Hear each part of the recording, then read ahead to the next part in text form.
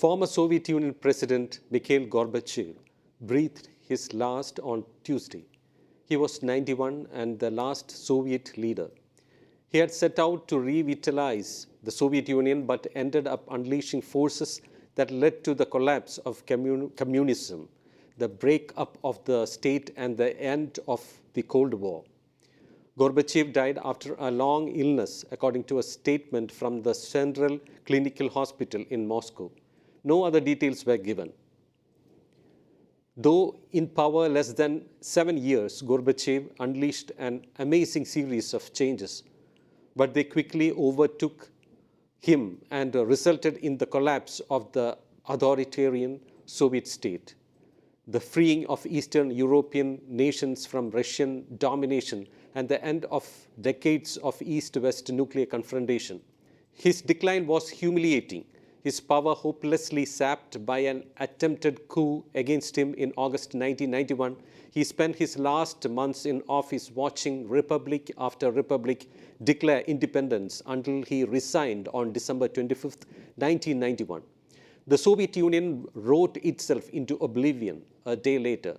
A quarter century after the collapse, Gorbachev told the Associated Press that he had not considered using widespread force to try to keep the USSR together because he feared chaos in the nuclear country. The country was loaded to the brim with weapons, and it would have immediately pushed the country into a civil war, he said. By the end of his rule, he was powerless to halt the reforms he had started. Yet Gorbachev may have had a greater impact on the second half of the 20th century than any other political figure.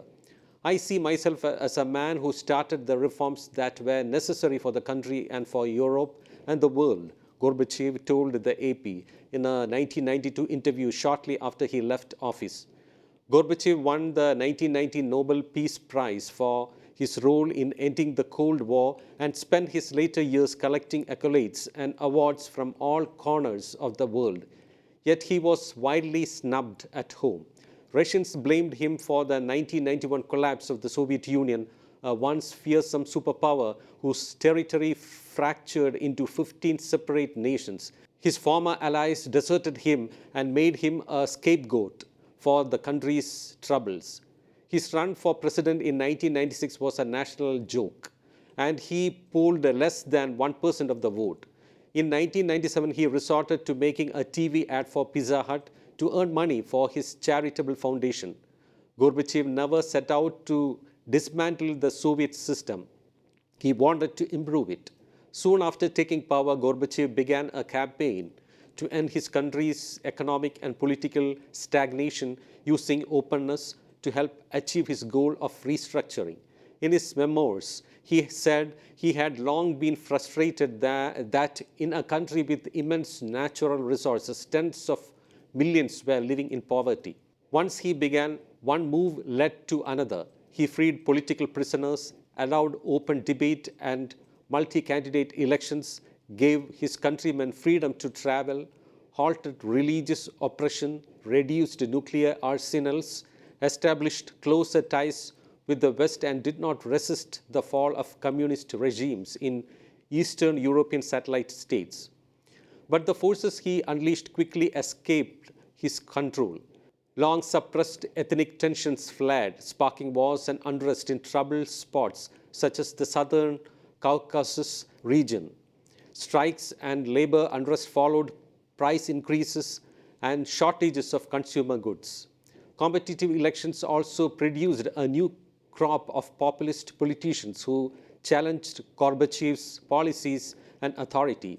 Chief among them was his former follower and eventual nemesis, Boris Yeltsin, who became Russia's first president. Mikhail Sergeyevich Gorbachev was born on March 2, 1931, in the village of Privolnoye in southern Russia. He got admission in 1950 to the country's top university, Moscow State.